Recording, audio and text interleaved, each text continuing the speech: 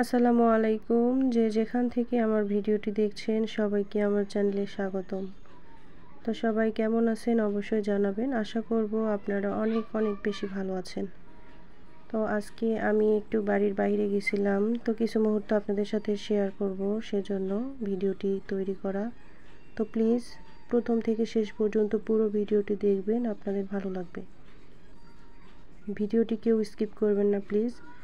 আর ভালো লাগলে অবশ্যই ভিডিওতে একটা লাইক এবং একটা কমেন্ট করে যাবেন।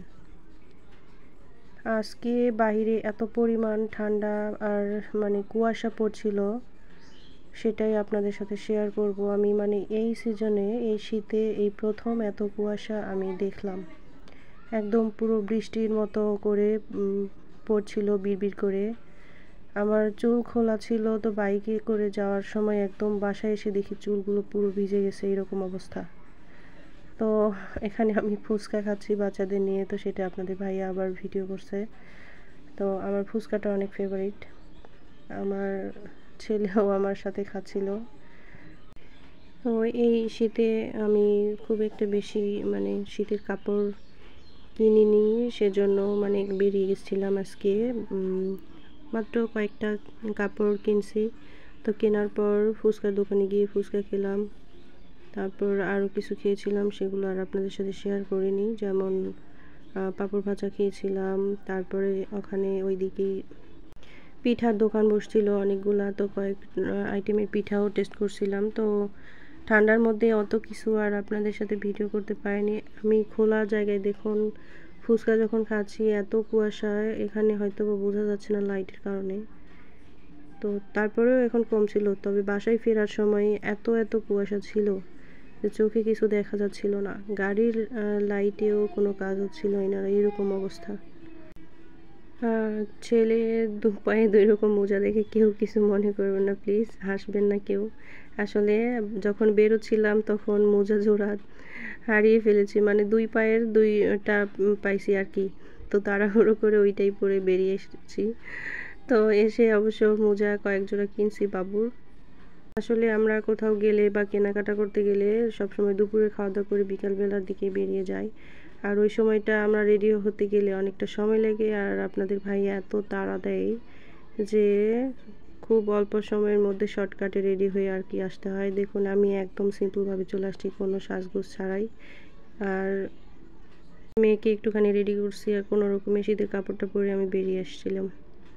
তো প্রথম থেকে শেষ পর্যন্ত আজ পর্যন্ত যারা আমার ভিডিওগুলো দেখেন এবং আমার সাথে আছেন, তারা অবশ্যই আমার ভিডিওগুলো দেখবেন, এবং আপনাদের সবাইকে অসংখ্য ধন্যবাদ আমার পাশে থাকার জন্য এবং সাপোর্ট দেওয়ার জন্য। আর নতুন যদি কেউ ভিডিওটি দেখে থাকেন তাহলে প্লিজ আমার চ্যানেলটি সাবস্ক্রাইব করে পাশে থাকবেন, আর ভিডিও ভালো লাগলে লাইক কমেন্ট অবশ্যই করবেন। কেন জানি না ইউটিউবে আমার নতুন কিছু আপডেট আসছে কিনা আমি জানি না। আমার চ্যানেলটা কিছুদিন যাবৎ একদম ডাউন হয়ে গেছে, খুব একটা ভিউ আসছে না আগের মতো, লাইক কমেন্ট আসছে না। তো তার কারণে মনটা খুবই খারাপ। তো প্লিজ আপনারা সবাই একটু বেশি বেশি সাপোর্ট দেবেন। তাই প্লিজ আমি আবারও বলছি, আপনারা একটু বেশি বেশি সাপোর্ট দেবেন, যাতে আমি আগের মতো আবারও ভিডিওতে ভিউ আনতে পারি এবং লাইক কমেন্ট আনতে পারি। জানি না আগের চাইতে আরও অনেক পরিশ্রম করছি, ভিডিওগুলো আরও বেশি সুন্দর দেওয়ার চেষ্টা করছি, ভালো দেওয়ার চেষ্টা করছি, তারপরেও ভিডিওতে ভিউ আনতে পারছি না। তো এর কারণটা যদি আপনারা কেউ জেনে থাকেন, ইউটিউবে নতুন কোনো আপডেট আসছে কিনা, তাহলে অবশ্যই আমার সাথে শেয়ার করবেন। আর দেখুন কুয়াশার কথা বলছিলাম, কি অবস্থা, যত সময় বাড়ছে তত কুয়াশা আরও বেশি হচ্ছে। শীতের বেলাটা আমার অনেক পছন্দ, শীতের সিজনে যেমন বিভিন্ন রকমের সবজি পাওয়া যায়, খাবার দিক দিয়ে ভালো, ঘুরতে ফিরতে ভালো লাগে, আবার ঘুমোতে ভালো লাগে, শীতের সময় বলতেই ভালো।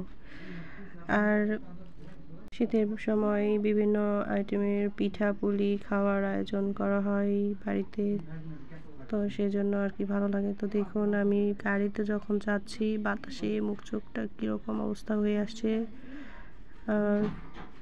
আমাদের সবার গায়ে প্রায় 2-3টে করে সোয়েটার ছিল, টুপি পরা ছিল, তারপরেও এত পরিমাণ ঠান্ডা লাগছিল। আমার শিক্ষা হয়েছে যে রাতের বেলাতে এরকম সময় আর কখনো শীতের সময় আর কি আমি বাইরে বের হব না। আর এত কুয়াশা হবে আমি আগে কখনো মানে আগে ভাবিনি। যখন বের হয়েছিলাম তখন এত মানে ছিল না বিকেলবেলা। যখন রাত বেশি হয়েছে তখন এরকম। তো সবাই ভালো থাকবেন, সুস্থ থাকবেন। পরের ভিডিওটা আনা পর্যন্ত।